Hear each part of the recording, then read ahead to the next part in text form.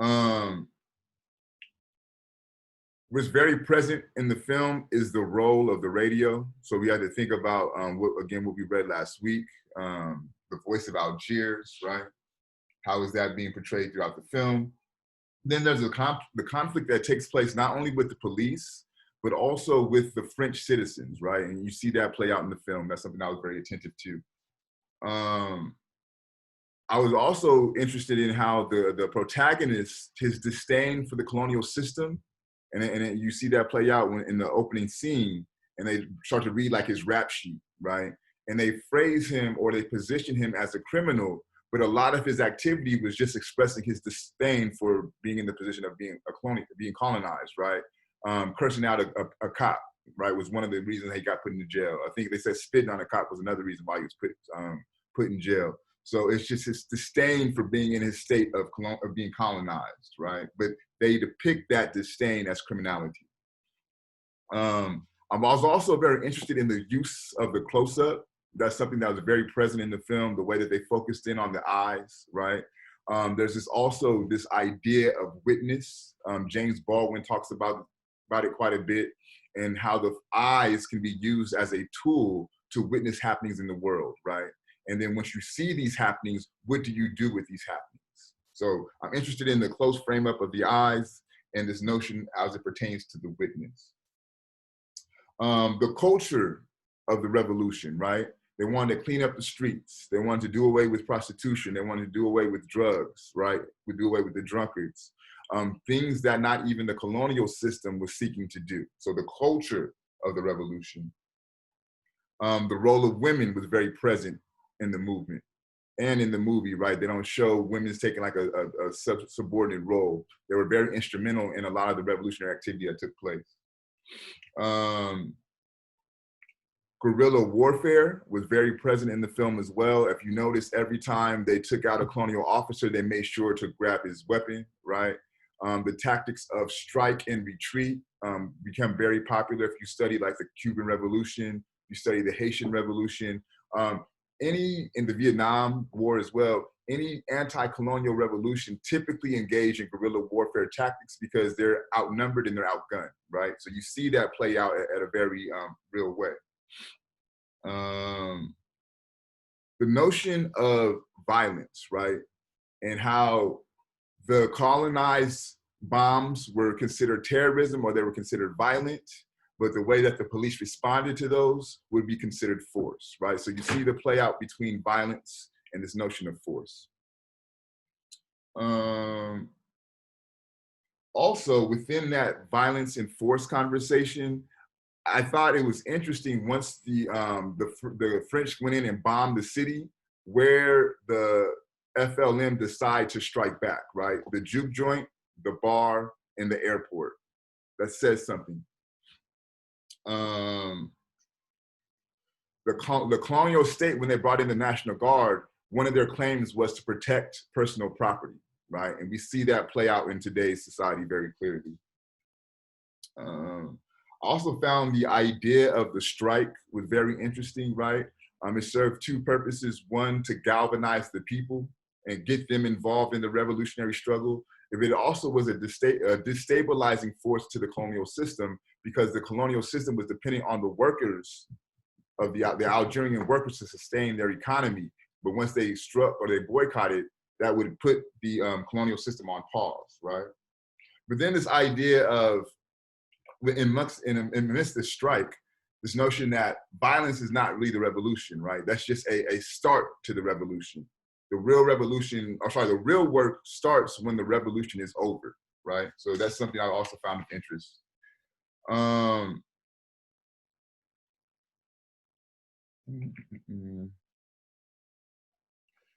In the film also, the colonel was given an interview, and they asked him, what was the French paper written about? And he said, it's another article by Satier, right? So to me, that's kind of speaks to this notion of French intellectualism, right? So the colonel is thinking, of course, what we have going on here should be front page, but no, it's another article by the philosopher Satier.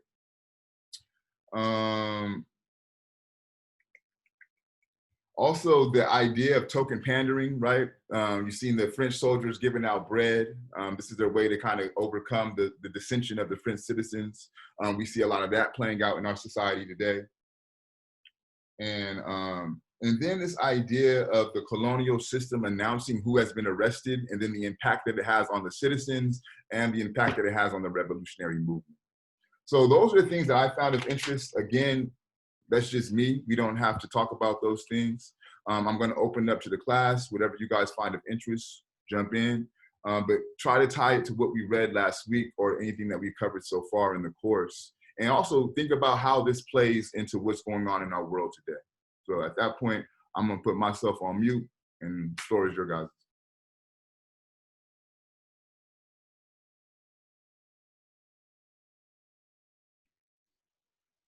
Well, after watching the movie, I kind of compared it to Bicycle Thieves, which is a Italian neorealism themed movie. You know, and when you do the contrast of them both, it talks about the working class, the economic and moral issues, the everyday life, the poverty, and the oppression.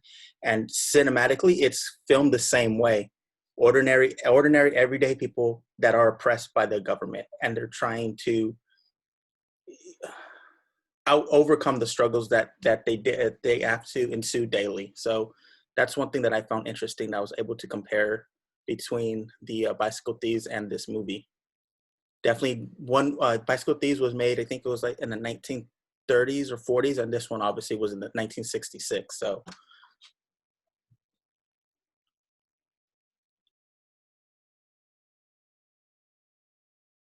You know, Brett, for me, I was watching the film, and I was looking at the tactics that they were using to engage the colonial power.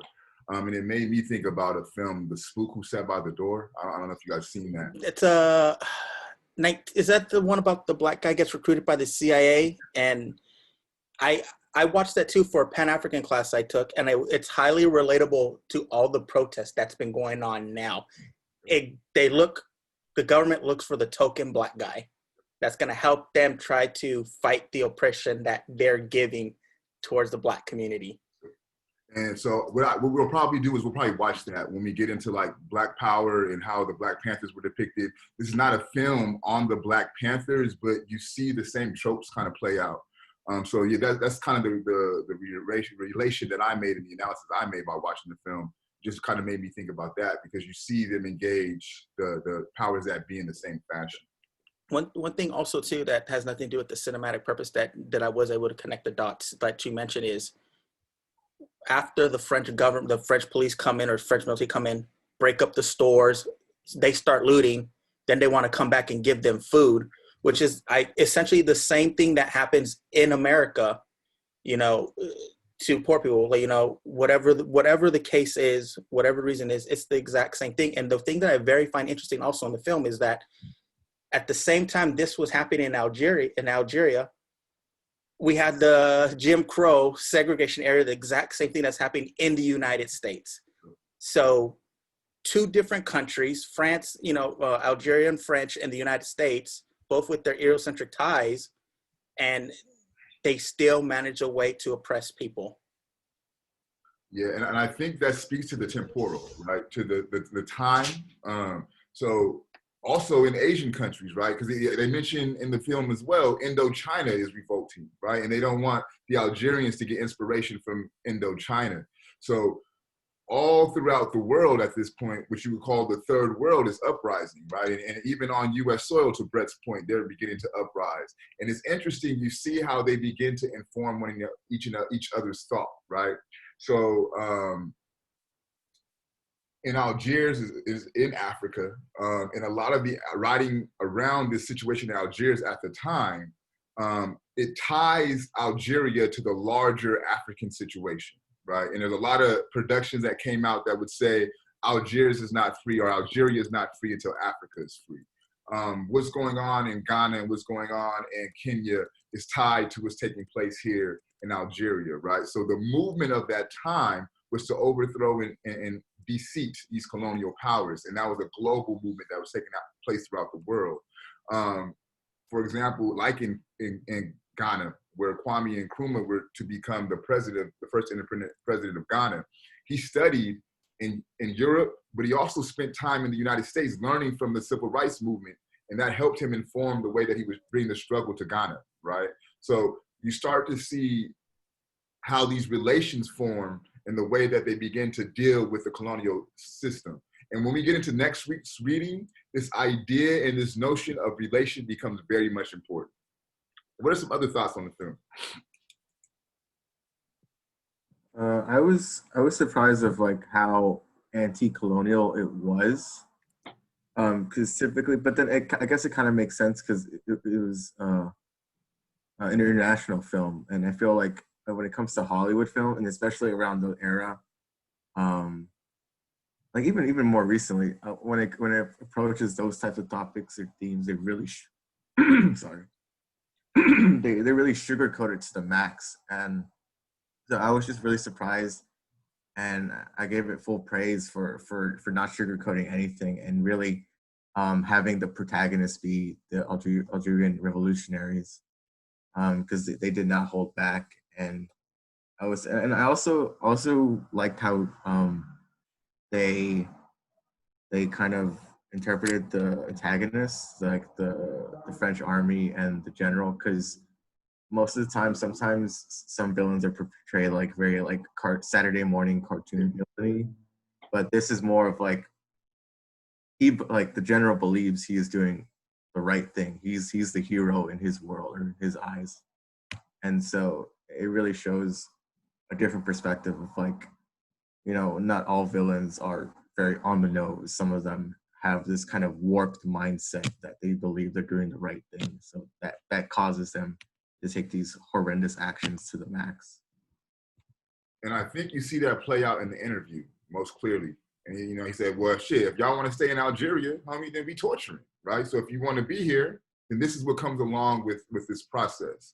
So it really gets to the totality of what the colonial system is, and this desire for to have your cake and eat it too, so to speak, right? So we want to be more moral, and we want to present the French idea as the most civilized and the most humanistic idea, but we don't want to speak to the torture that allows our presence to be here in Algeria, right? So got some things going on in the chat. So Pablo, do you want to speak on that, man? It's a really good point.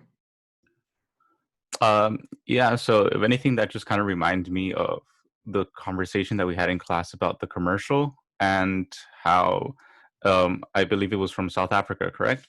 Yeah. And how they banned it there. And so basically that just like gave me the same idea how they see this movie in France and they're like, wow, that's threatening our narrative, right? Because we're over here saying that like, oh, we're like doing all these good things for the Algerian people and like all this and that, but this movie is showing like the counter narrative side of that. It's like saying like, no, that's not we don't want your presence here, basically, right? So I just found it interesting, but I'm glad that they eventually did sort of like let it be seen after 5 years, because like I'm pretty sure that must have been like a pretty big hit for a lot of the people there, but I'm glad they eventually did come to it.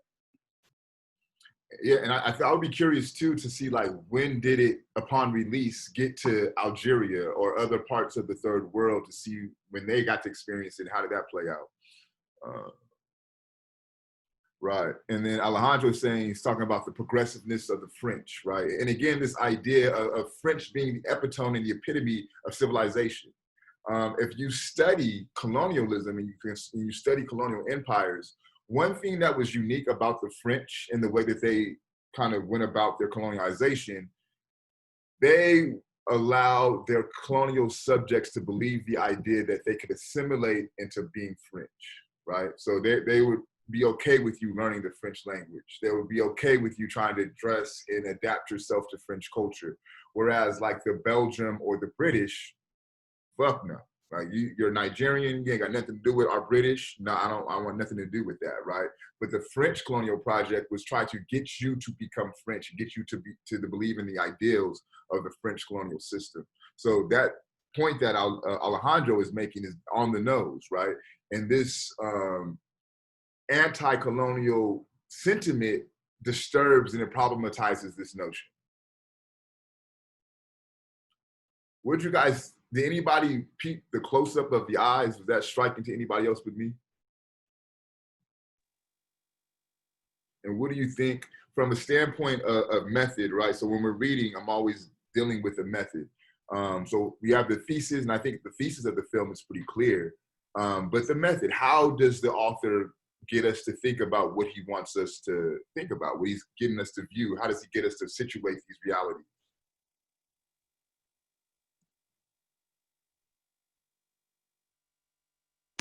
I think he does the best way to show scenes of frustration, because that's how I felt throughout the whole movie, just constantly frustrated and just constantly harassed. You know, that these soldiers kept harassing the poor citizens, and they think they're doing a service to them, when really all they're asking is their freedom, for them to just be left alone. And then the situation in each following scene or sequence like escalates to the point where it's just being stripped away from them, like every moment. That's how I felt. And there was something I noticed. I really enjoyed the soundtrack of the film, but specifically there was a musical cue of whenever it kind of seemed like the theme of the French army, and that little snippet, it sounded so familiar. And I think it was because Tarantino used that theme for the theme of whenever the Inglourious Bastards came. I know the movie Inglourious Bastards, like whenever that like ragtag team ever popped up on screen, they used that same exact song. So I wonder if Tarantino most likely has seen this movie, and I wonder why he decided to use like an antagonist theme for a protagonist in his movie. I just thought that was something. Yes, that's interesting. I peeped that too. I didn't think about Tarantino when that arrived, but there was a scene in the beginning of the movie when he was the protagonist was dealing cards, and there's a saying that he says, and that opens up a Yasin Bey or a Mos Def song, and so that kind of made me think about that. And if you're familiar with the artist and a lot of his work, it's very much decolonial and presentation as well, and the themes that he deals with. So you just see how it's inspired just a whole nother cultural community. So yeah. What about the role of women? To me, that was one of the most striking things of the film, is the way that they use women. The reality that they cannot be frisked, so they use that to their advantage to strike blows against the colonial system.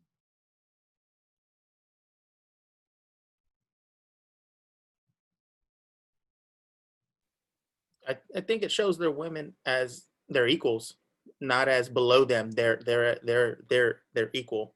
So it kind of displays like there is some sort of equality amongst the Algerian people as well. And I think too, like, if you study revolutionary movements, right, in all the ones that are successful, women have a central role in those movements. And the ones that I found that are least successful seek to marginalize the women to the margins, right? So it's something to be said in this idea around how do you go about breaking down a system that seems that it cannot be broken down. And one of the things that you cannot do is disclose one of your strongest assets, and that's women, right? And you see how they were used in multiple facets, right? Even them straightening their hair, cutting their hair, and dyeing their hair to be able to cross the border with the bombs in their purses is another way that women and feminism was used to kind of strike a blow against the colonial system. The other sisters like, well, you know what? I'm not cool with making myself look European, but what I will do is I'm gonna bring my son with me, and that'll kind of take them off guard and allow me to cross the borders, right? So this idea, and then, so we take that into today's time, right? And you think about the Black Lives Matter movement is a movement that is founded and created by women. It's 3 Black women who founded this movement, right? You could go even back further into history, and it's aligned with the temporal, actually it's a little bit before that, so let me not go there. But if you think about the anti-lynching movements, right? That's a movement that was started by women, Ida B. Wells, to stop Black men predominantly from being lynched, right? So anytime that you go in history, you can see that the role of women as it pertains to fighting injustice is paramount, right? And I think oftentimes when you try to foreclose women from these struggles, you're really shooting yourself in the foot. Go ahead, Crystal. Oh no, I wasn't raising my hand. Sorry, I got to do something real quick. Sorry. You did. Yeah, anybody else? I mean, we have a lot of sisters in this class. So what do you guys, did you guys find that of importance as it pertains to how you view your role in dealing with system of oppression?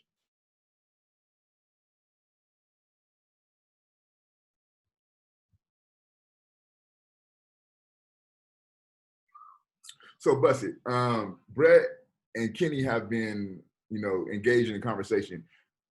I'm only trying to be here for an hour, right? But for us to do that, I need y'all to say some shit. Like, you can't just sit here for an hour and be quiet, right? It's a movie. I'm hoping y'all watched it. You have to have some thoughts about what the movie is. So I'm pulling teeth, and it's not even necessary. We're grown. Talk about the fucking movie so we can get on with class and keep it moving, right? So what are your thoughts about the movie? Yeah, I'll say something. But one, you pointed out the one stand I was gonna say, which was women, and how pivotal a role they played in the movie. That was like really eye-opening. If you didn't see that, I don't know how you couldn't see that. It was like an exceptional part of the movie that I really found like really moving, honestly. And then just going on what you said, how I never, when you kind of put it in perspective, I didn't really think about it like that, because I haven't watched too many movies regarding like colonization and revolutions, and I didn't know that women play such a big role in those type of movements. And secondly, I just want to say, like, the last, obviously we could say the beginning and the end, but like the last scene when they're all in there, and it was basically like, it was like, it just depicted that saying that most people say, like, I'm gonna die by what I stand on. And that's what I got out of it. Like, when the French, general was like coming through, like, let the boy come out, he can come, let him live and stuff. And he was just like, he looked and he didn't want to go, because he already, he knew what was good, what he had to give into if he left. So, and that part to me was like the most moving, because it's like, there's a lot of people that have that same feeling, that same mindset in whichever background they come from. And that's just like, that's the one thing where I was just like, I watched that shit and I was like dead silent. I was like, damn. Yeah. And I think too, a lot of it stemmed from their distrust of the French, right? It's like, bro, I seen how you torture. I seen how you treat me on a daily basis. So now you expect me to trust you to give me a fair trial? You know what I'm saying? Oh yeah, I'm gonna send these guns down and you show your face and we'll call it a day, right? It's sending bombs down in that basket, right? So you're right. And I think at a certain point, it's the idea that your freedom can't be given to you. You know what I mean? It's something that you have to fight and struggle for. And in all reality, die for, right? That's the price that must be paid for freedom. And they were very attentive to that reality. So yeah, that's a very good point. What about the role of, go ahead, Golden. I was gonna go back to the question you brought up earlier about the woman's role in the revolution, and I was gonna, in the film,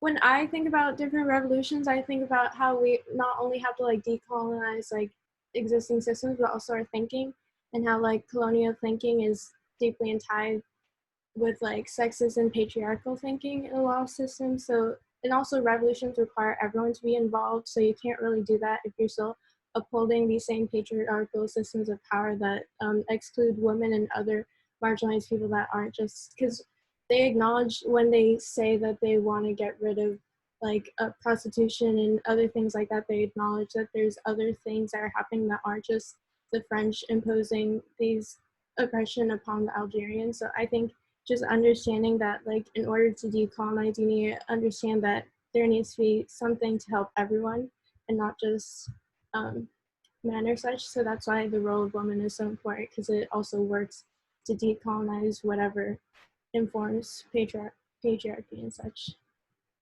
And to your point, Golden, so I read a lot of Kwame Nkrumah, who I mentioned early, Sekou Touré, he was a president of Guinea, another West country in Africa on the West Coast. Amilcar Cabral. So he's like a lot of these revolutionary theorists, right? And the way that they position the role in women is, one, if you think about it, the woman is the first educator of the child, right? So if you don't properly educate women, then you're not properly educating your children. And if you think about even the way that the children was used in the film, right? They were the ones that really were the, if you will, the police force for the FLN, right? They seen the wino, they snatched the wino off the street, right? So this role that revolutionary people see women, and what Golden articulated is littered in all the literature that deals with revolutionary struggle. Like what she said is so on the nose. Like I'm surprised you haven't read Neocolonialism, The Last Struggle of Imperialism, because that's exactly what Nkrumah is arguing, right? To change a system, you can't just do away with those who are oppressing you, right? It wouldn't be good enough for the French to say, or sorry, for the Algerians to say, we're getting rid of the French and then everything will change. No, they were attentive to the fact that we need to change the way that we operate amongst ourselves. It has to be a complete decolonizing of our mind, of our language, of our war ways, our folk ways, and how we relate to one another, right? And to Golden's point, that starts with the women, right? Again, the women is the first educator of the child, right? So if you have a space where women are liberated, then your children are going to come from a space of liberation as well. So that's a great point.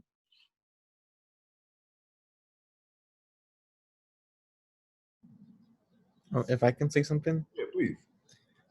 Well, the one thing I got from the film is just like the whole hypocrisy of coming from the French, and like how like I think once it's like the second press briefing, but the colonels are talking about like, oh, they call themselves freedom fighters, but they forget like our role in World War II, like how we fought the Nazis. But watching the film, I couldn't not like say like these like the French soldiers are acting exactly like Nazis, like they're coming in at night, ripping people from their homes, blowing up like they're making ghettos, they're separating the people, they're just treating them how the Nazis treat the Jews. And then so that makes me think about Césaire, right? And the way that Césaire uses Hitler, and he says, in all Europeans, there's a Hitler, right? This is what Césaire argues. So he's saying there's no difference. And what happens is the only thing that makes Hitler different from the other European powers is Hitler enacted that violence on other Europeans. So at that point, it becomes an atrocity, right? But you guys are doing the same thing, according to Césaire, to the Algerians, to the Asians, to the Africans, to the indigenous people, right? So that Hitler, as Césaire puts it, is in all of y'all, right? So that's a very good point.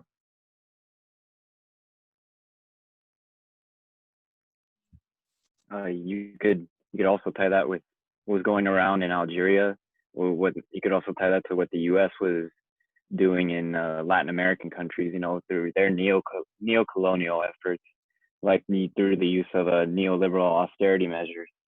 A lot of what I tied from the movie, from the colonial aspect of it, is what I got from, you know, the U.S. invasion of Iraq and Afghanistan, and the methods we used. You know, in the movie, you had I don't know what rank he was, but when the French military came in, and the commander who was in charge of all that, you know, in that interview scene, he was talking about torture, right? Justifying it.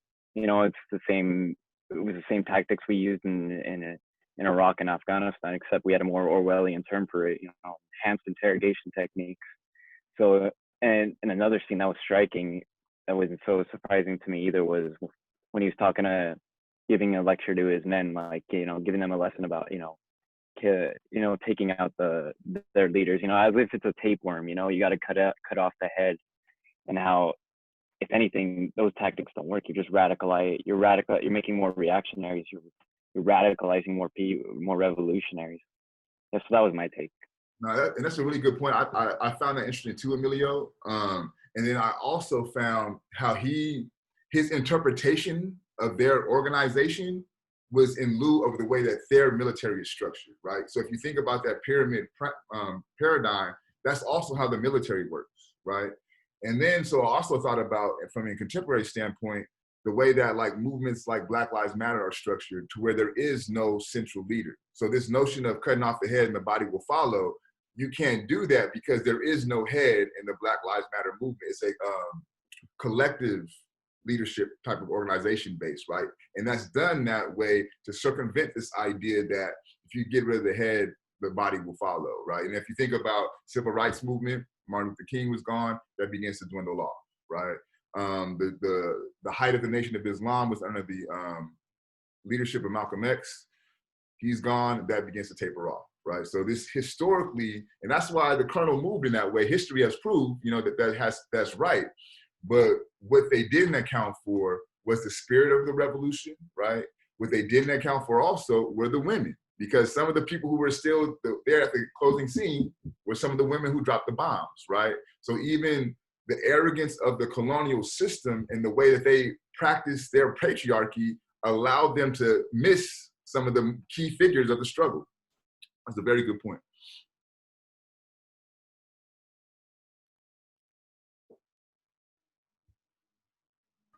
I think something I noticed too was how the film displayed the aftermath of fear, especially when I believe like the poor like homeless Algerian was just like basically kidnapped by the police, because I believe it was the angry French citizens that just saw him just lying, just chilling on the street, and they just saw that he was Algerian and just use him as a scapegoat, even though he had like completely nothing to do with the current situation, and he was just minding his own business.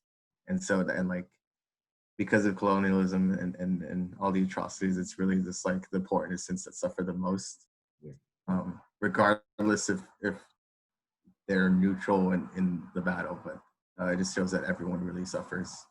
And also, there was another scene where like a little kid who was just doing his job, also got like, he basically got like ambushed by grown men, like grown adults, like 20 of them. And it was like barely survived because of the police wanted to take him in custody. So I just thought that was eye-opening to see in the film. Yeah, and I think that's very reminiscent of what we experience here in America, right? Like, to me, when I looked at that, it was like the deputization of the French, right? They felt because we're French and we're tied to the colonial system, I can enact violence on these people or these individuals because they're subjugated to the colonial empire, right? And it's funny because, like, I don't know if I mentioned, but I live in Claremont, and it'll literally be like, I'm driving to Trader Joe's or some shit, and I'll see somebody out, it's hot, right? They just got done doing some yard work or whatever the case may be, an indigenous brother. I seen it happen to Black folks. They're just sitting down, right? They're just sitting down. I drive by, I'm like, I wonder how that's gonna end. On my way home from Trader Joe's, it's 3 police cars, right? And these individuals, and this is not like one time I've seen this happen, it's not 2 times I've seen this happen. I've seen this happen on numerous occasions, right? And these individuals are doing nothing but trying to catch some shade. Maybe they're on a lunch break because they're doing yard work, whatever the case may be. It's not like they look suspicious, right? But just their presence makes them uncomfortable. And the residents of Claremont feel deputized to call their security to have them put people who are matter out of place back in their place, right? So you see that play out in today's society on a very quotidian basis. The whole Karen phenomenon is established from that very same thing, right? This whole deputization. Where are you barbecuing at, right? Do you live here? Who do you know in this building? These are the same type of behaviors and attitudes that produce what you've seen in the film, right? And it's this notion of the othering. And once you become othered, you become subjected to those type of things. And I think there's a part in the film where I don't know, I think it's the colonel, is playing like the narrator. And he was saying how they're like the faceless Arabs, right? And then he goes as far as to call them it, and he doesn't even refer to them as people, right?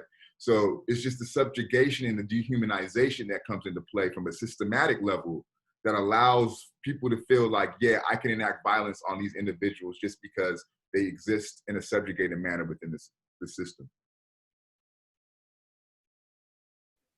One thing about the film, and it's kind of the handheld, shaky camera movement, it really does make it seem like it's real life, like it's happening there. You know, and we see that now with a lot of movies too. So that concept does help put things into perspective to really dive into the film.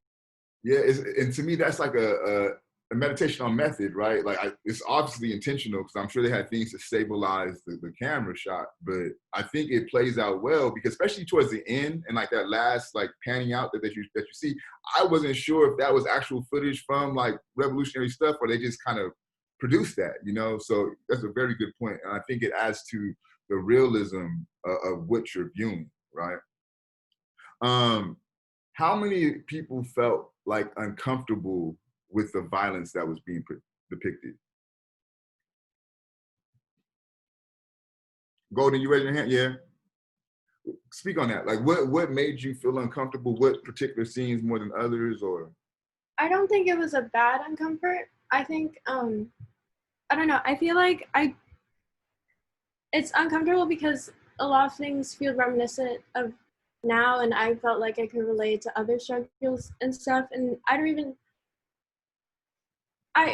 know. I think I actively try to not feel like I'm desensitized to certain things, and I feel like with like social media, I see like videos of so much violence and stuff, and I think just like remembering that this actually happened to actual Algerians. This isn't just a movie. Like these are actual people, and these were people that were actually harmed and putting their lives at risk for this. And it's just, I don't know. I think it's uncomfortable just to think about, like, to the extent how violent colonialism is, and I think just seeing it visually just added to that and stuff. Yeah, that's a very good point, Golden. And I know in the chat somebody mentioned the violence that was enacted on the child, which is dope. And I love the way that you guys are processing this, because that's not really what I intended. But it's cool because it shows me where y'all at, right? And where I kind of pulled that question from. I watched it on YouTube, and like when it ends, it'll just, for me, jumps to the next video. And the next video was somebody like giving his interpretation of what he saw of the film, some kind of professor. And he talked about how he couldn't watch the film and how he was uncomfortable with the film because of the violence in the film. But he wasn't talking about the violence enacted on the child. He wasn't talking about the violence enacted on the colonized Algerians. He was talking about the violence that was being ensued against the French. I'm like, bro, what the fuck? Like, how are you okay with all the torture? I mean, if you think about the opening scene, you can see the fear in that gentleman who's snitching on the protagonist. You've seen the fear that he's in, the pain that he's went through. So how is it that a building getting blown up that's a disco is something so tragic, but you're okay with the beating of this I was gonna call him Palestinian, excuse me, this Algerian citizen? You're okay with them going ahead and putting bombs in the actual community, right? So it just to me, it's interesting how when it's framed as force, it's acceptable, right? The use of force. So they're doing this to restore order. We're doing this to bring democracy. We're doing this to bring justice, right? That those things are considered force, and those things are considered acceptable. But if you are to strike back against the colonizer, then that's violent, right? If you are to shoot back the two officers in Compton, that's violent and that's terrorism, right?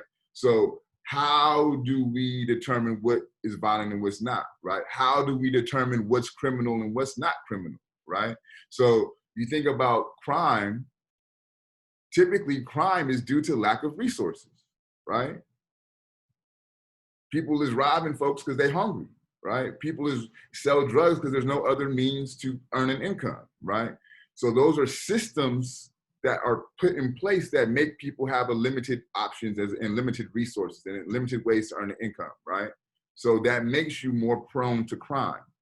If you do get caught, you come out, you have a record that limits the amount of job opportunities that you have. So you're forced back into crime, right? So we have to problematize these notions of crime, of violence, as they pertain to people who are oppressed, right? One of the Black Panthers 10-point program was to release all political prisoners. Release all Black folks who are in jail because they are viewed as political prisoners. They said, one, they did not get a trial of their peers, right? So that's the first mistake. Two, the circumstances and the conditions in the American society are such that it makes Black folks prime to criminality because they don't have the opportunities, especially if we're talking about in the 60s, right? We don't have the opportunities to get jobs. We don't have the opportunity to do things that are legitimate. So we're forced to do things like commit what you call crimes. So with that being the case, these are not criminals. These are what the Black Panthers called political prisoners, right? So again, rethinking the way that we look at these ideas of crime and these ideas of violence. Did anybody look up the executioners that we talked about last week? Talked about the Compton Sheriff Department and their ties to this gang called the executioners. Oh yeah, they got that Nazi style helmet tattoo and everything. You got to kill someone to get initiated. But here's the thing: before it was Compton Sheriff, it was Compton PD. But Compton PD was so corrupt, the Sheriff's Department took over, and it's the exact same thing. Yep, the nail on the head, Brett. Absolutely. So when you talk about criminality, right? When you talk about gang problems, this is a literal gang inside the Sheriff's Department. They all have the same tattoos, right? To be able to get initiated into the gang, you have to commit a murder. That's how you get put onto they're called the fucking executioners. Like, what else do you need to say, right? So when we think about crime, when we think about gangs, when we think about criminality, we have to really think about this at a different level, right? Is looking at it here, black on black crime is a problem, right? If Black Lives Matter, why don't you deal with black on black crime? That's looking at it at a very surface level, right? Or we can look at it at a deeper level that says, well, what are the conditions that produce the need for crime, right? I had a professor at Cal State LA doing my undergrad, a philosopher. He had his Ph.D. in philosophy. And he brought up the idea of two peas in the pod, right? And what you think about when you hear two peas in the pod is the similarity of those two peas. Y'all with me? That makes sense? So when you say the two peas in the pod, those peas are exactly the same. But what he says, what to focus on is not the peas. That's not, the pod is what makes those two peas the same, right? So if you apply that logic to the system and how the society operates, all black folks are criminals. Well, what are the circumstances? What is the pod that are producing these peas to be that way, right? And that's what I'm trying to get you guys to look at things in that way, right? Common denominator, you know what I mean? Like, so if you keep having problems with all these people, it's not them, bro, it's you, you know what I mean? So we have to look at things from a more systemic level. And when you begin to look at things at that capacity, the opportunities for circumstances like the Battle of Algiers become possible, right? You see the possibility in your chances to win. Because they're literally engaging in a struggle that to the conventional mind is unwinnable. There's no way in hell that you're gonna be able to defeat a tank with a rock. You look at Palestine, right? That's what you see today. You see people throwing rocks at tanks. They've been continuing that struggle for over, 30, 40 years, you know what I mean? So, but gaining inspiration from other people who are doing the same thing. Like I believe Brett was saying earlier, right? There was struggles going on the United States. There were struggles going on in other parts of Africa. There were struggles going on in Indochina. So they're getting inspiration from those things, right? And that's where the voice of Algeria becomes important, right? That's where you hear them giving updates of, oh, we won today, brothers, right? We took a strike against the colonial power today. So them being the citizens being aware of the strikes that the FLN is taking against the colonial power inspires them, right? So when they bust in the home and they need to be hidden, the people gave them shelter, right? They had allowed her to hide in the well. But if the people don't believe in that struggle, they're not gonna allow them to hide, right? So that's also the importance. I think his name was Jafar, was like one of the head leaders of the FLN. He was like, man, we gotta make sure that the people are involved in this as well, right? Yeah, the strikes backs and the assassinations against the colonial officers is one thing, that's great, right? But if the people aren't involved in these type of movements and these type of activities, we're gonna lose the movement. So that's why the strike became important to involve the people into that movement as well. Give me 3 more thoughts and we'll close it out. Somebody who I have not heard of also. One thing that I found interesting in the film was the role of the boy who took Mike and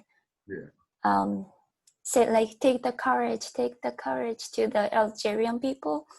I found that interesting how like the young generation or like next generation like him is like kind of the key to move the story forward. Like he was like encouraging people, Algerian people, to make changes and take courages, and I found that interesting.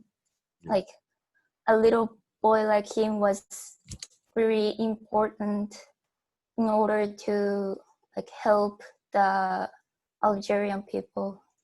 Yeah. And, you know, to that point, like most people who you consider revolutionaries or who've been celebrated as revolutionary figures, like they're y'all age. You know what I'm saying? They 19, 20, 21. Huey P. Newton and Bobby Seale was 19 when they started the Black Panther Party, right? So like the movement is the movement of the youth, man. Like that shit it's past me. I'm 37, homie. Like my time, I did that, right? I was in the streets. I did my protesting. I did all of that, right?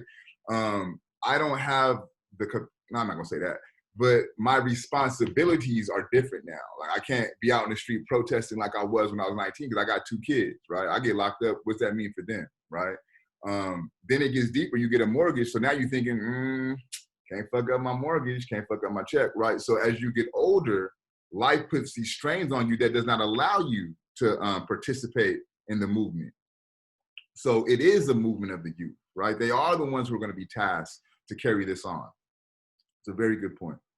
Two more comments. I have a comment. Go ahead. Y'all fighting to talk. I can't get nobody to say a word an hour, bro. More about like, it's kind of like the general of it. Let me just turn my camera to more of the general like feel of it is that I thought it was interesting because it looked really real. Like it looked super real, like the realistic and like just super gritty and just dark. And when I researched it after, I saw that the director had to announce that there wasn't any type of documentary or newsreel footage in it. It was all just what they shot. So I was like, whoa. And then I think too, that was actually pretty well on his part to say that, just because I think other people probably felt the same way. Like, did you use any documentary in this? So I thought that was really interesting. And I thought it was really, I guess, good on them for making it seem as real as it did. I feel like they really did pay tribute to like to everything that happened. Good point. And somebody else was gonna say something. Yeah, that was me. I was just gonna say that I think a scene that had an impact on me when I was watching it was when he's doing that card game where they're trying to figure out what card is which, and then the police start chasing after him, and he's running away. But then I think some like French guy just trips him, and then he hits him. But then the police come in, and all the French people are just coming around. They're still like trying to hit him, and then they're like spitting on him. And then I'm like, damn, dude, that's crazy. It's like stuff like that still happens like here. Yep. And I think too is like it would be one thing if he just got up and kept running, right? But the fact that he had the audacity to punch him, right? So that was like, oh, you really out of pocket, right? So you have to deal with you at a different way. So dope. We will put a pin in the conversation here. Next week we have Edward Glissant. Full disclosure, it's not a lot of reading, maybe like 8 pages, but it's opaque. It's a poetic, right? So when you think about a poetic, it's combining an essay and poetry and kind of merging those into one. So he plays with language a lot. It's not really in your face what he wants you to get at. So I would say read slowly. Give yourself some time to read it more than once. I know this is my 2nd time reading the book, and certain sections I typically cover them 3 times, just because there's a rhythm to the writing, and dealing with the material, extensively allows you to pick up that rhythm. So be attentive to like the spacing in the words. I would also suggest to read it out loud, because if you think about poetry, it's something that you hear. It's auditory. It's not really, read for your mind. So read it out loud, and then again, be attentive to the spacing. So there may be like a extra space in the word. Give yourself the time to pause with that space, because he's doing that for a reason, right? He wants you to air it a little bit, air those 2 words out and think about what's going on. So just, I'll give you those hints. It all deals with this idea of colonialization, but what relations are produced through colonialization, right? So when you think about Creole, right? He calls that a relation that is a byproduct of colonialization. So that's kind of what he's up to. Have fun with it. You know, we'll discuss, and I'll help clarify whatever question that you guys may have. Do bring pages with you, right? So if you have a question, on page 8, paragraph 2, so that way we could all get to that paragraph and kind of rip that apart. And then, like I said, once we complete that, the following week will be our midterm review. And then when that class ends, I'll be emailing out the midterm. And then you guys will have a week to get that back to me, either emailing it to me personally or just, posting it on the Google Classroom site. It'll be 5 questions. You're only responsible for 3 of the 5 questions. Is there any other questions for me? Comments, concerns, thoughts? We're going to be turning in any notes for that midterm, or are we turning in the notes for our final? You'll turn in your journal with your midterm. So when you email me your midterm, send your journal in with that as well. And again, some of you guys may have written out your journal. That's cool. At least take a picture for me, because again, I'm not going to be able to get a physical copy, so you're going to have to email it to me. So if you take a picture with your phone and send it to me, that's cool. But I'm going to have that e-copy. The way I've been taking journal notes is like bullet points. Is that fine? Or? I don't care how you guys go about the journal, as long as you're engaged in the conversation of what is the thesis, how does he produce, or how does he or she produce the thesis, how did you make sense of it? So your analysis, and then how does it pertain to what's going on in the world today? So long as you have those 3 bullet points, you're good to go. Anything else? All right. Random question. Anybody like hella good with video editing or anything like that? If you can, if people are super good with video editing, if you could email me, I'm in a visual research methods class, and I have a project due, and I want to kind of get a technical eye on the project. So if you have some free time, shoot me an email, and I might shoot you my work. Other than that, I appreciate y'all. Have a good weekend, and we will link back up in a week. Peace. Thank you. You're welcome. Professor, my bad. I thought we were streaming in the class, so I'm really disappointed because I wanted to engage in the conversation. I don't know how I got confused. I'm really sorry, but because I really wanted to speak, but I was like, oh no, I don't know. Don't worry about it. Just to watch it though, because it may tie into other things that we'll be covering in course. And like I said, when we get a little bit past our midterm, we're going to be watching that movie, Spook Who Sat by the Door, and that very much relates to what we covered today in class. So watch it again. Okay. It's really a good ass movie. So I'm down. I'm excited to watch it. I don't know how I got confused. I probably should have been more clear about that. It's okay, but yeah. Thank you so much, though. I'll see you next week. Bye-bye. You had a question, Alejandro, or you good, man? Oh, no, same thing. I was going to say, I thought we were going to watch it on during class time, so I didn't see the movie. But... Yeah, I'm going to make an announcement. We'll just watch the film on your own, and then we'll just come back and talk about it. So there'll be some more films going forward throughout the semester, but we won't watch them in class. Just to me, that seems boring. You know what I mean? It was one thing if we were in class together, but like on Zoom, it just seems like it's very arduous. Yeah, and also, like, I have access to, like, a theater channel, so all the friends see it on my own time, too. Say it one more time? Oh, I have access to the movie too, so I'll see it probably this weekend too. Okay, bet. Right on, man. Thank you. Have a good day. You too, man. Luis, you good, man? Do you hear me? Yeah, I can hear you. Okay. No, yes. My bad, Professor. You cutting out. Yeah. No? Yeah, I can hear you now. Yeah. Okay. No, I was taking my dad's truck to get fixed up because it's jamming and it was a bad